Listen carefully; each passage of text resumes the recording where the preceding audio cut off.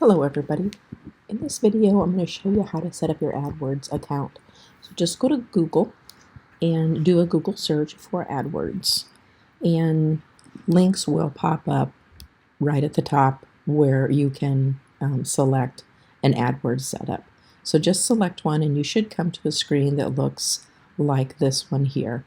If you don't get it right away, just click on another one and it should be one of the very first few on the top of your Google search.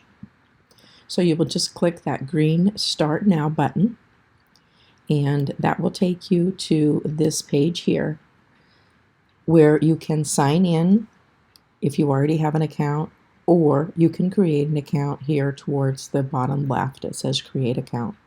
So if you do not have one, just click on that. And then in this next screen, you will just fill in your information. Fill in your first name and last name, what you want your username to be, and then you will create a password. Make sure that you write that down so that you have that to sign in, and then press the Next button. And you will come to this welcome screen. You have the option of putting in your phone number, and I highly recommend that you do that. It is very, very helpful to recover your account if you lose your password for some reason. They do not call you. I've used it to recover my password a time or two, but I've never been called and bothered, so it's not like you're going to get a bunch of spam calls. Go ahead and finish filling out the rest of the information here and click the Next button.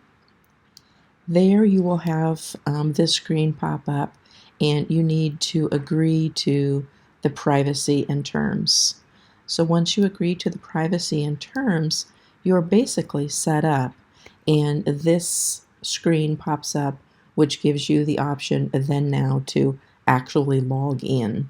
And you will, of course, select the account that you just set up, and you will be able to log in. And that's the basic setup of creating your AdWords account.